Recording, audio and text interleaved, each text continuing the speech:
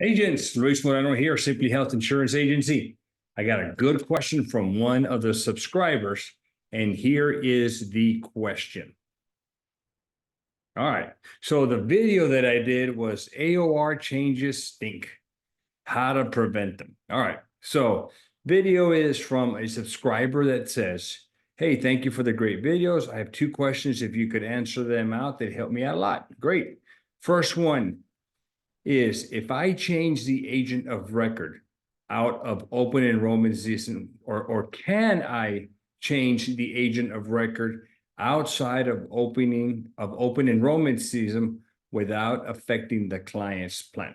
So the answer to that one is it depends. Okay. This is a double-edged sword.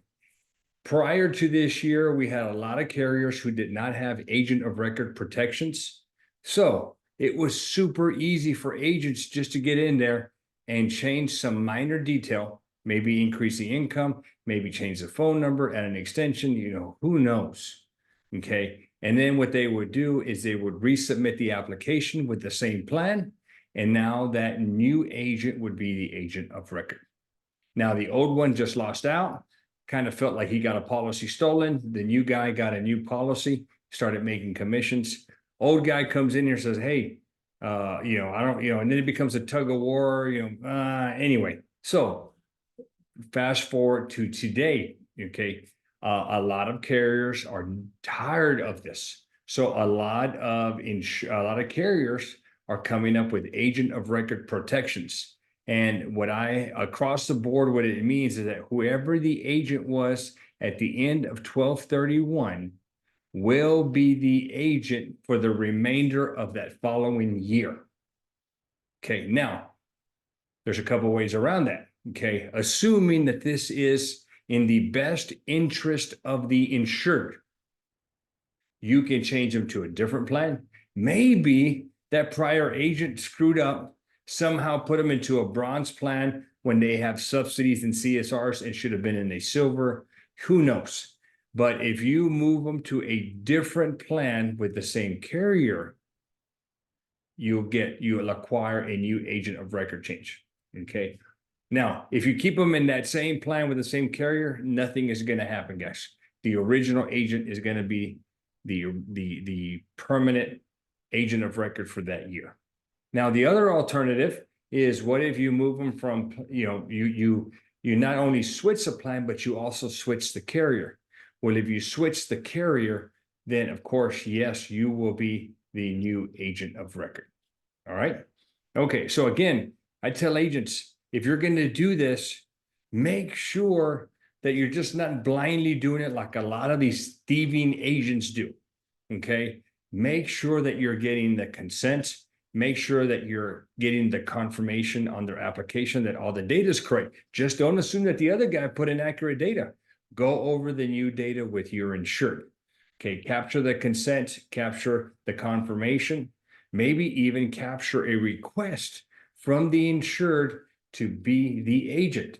Possibly what could happen is, what if the other agent calls you up? He sends you an email or reports you, said, hey, you still my client. Well, you want to have some documentation that the client requested you to be the agent of record and you have consent and confirmation. Then the thing is put to bed. Okay. All right. Let's get into question number 2. Question number 2 is, the second one is, if I change the information on the application, but not the plan, I can see that the price stays the same. Correct. So if you end up changing the address, assuming it's not a different county, change the phone number, you change the email, any kind of changes like that probably isn't going to create any kind of change on the plan. But if you increase the income, or the question is, if I increase the income, does the plan price increase at any moment, or will the price will stay the same until the next year? So if you go in, if you go in there and you change the income, you increase it, depending on how large of an increase, 2 things could happen. Number one, on the subsidy side, the subsidies are going to be less, which means the premiums are going to be more. And if you increase it too much, they could possibly lose subsidies altogether and pay the full price. So it kind of depends on what the income increment increase is going to be. The other deal, besides premium and subsidies that could change, you're going to see a change on the cost sharing reductions, the CSRs.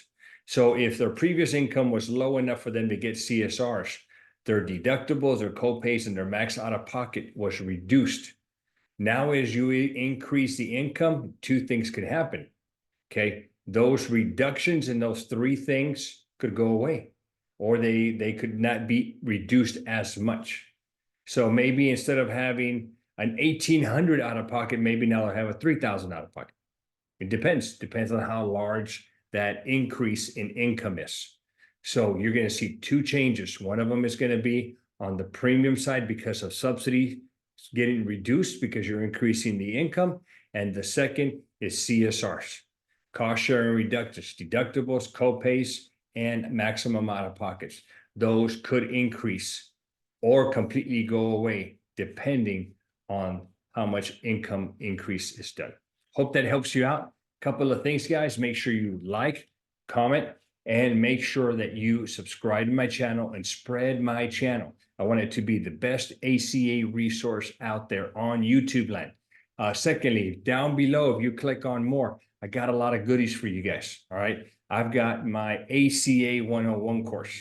Okay. If you're set up somewhere else and your training sucks and you want a little help, I've got that ACA 101 course here. Number two, I've got my CRM. Guys, I don't know how any agent can live without a CRM. You must have a CRM. It is our primary communication tool, whether we're calling, because it records all of our inbound and outbound calls. We get text messages and emails from it. Plus, we have a ton of automations. If you use my link, you're going to get all my automations that I've created and the future ones that I will create. All right. And as far as my ACA, my Medicare Smartbooks, that's also in the ACA 101 course. And then finally, the biggest thing I see out there, agents asking me about is leads. How do I get leads? I use social media to get all my leads, guys. All right. I do a lot of grassroots too, but social media, I get the most bang for the buck and it's quick. So if you don't know how to advertise on social media, click that link down below to get information on Shauna's Facebook, Instagram, social media lead gen course. All right, guys. Thank you.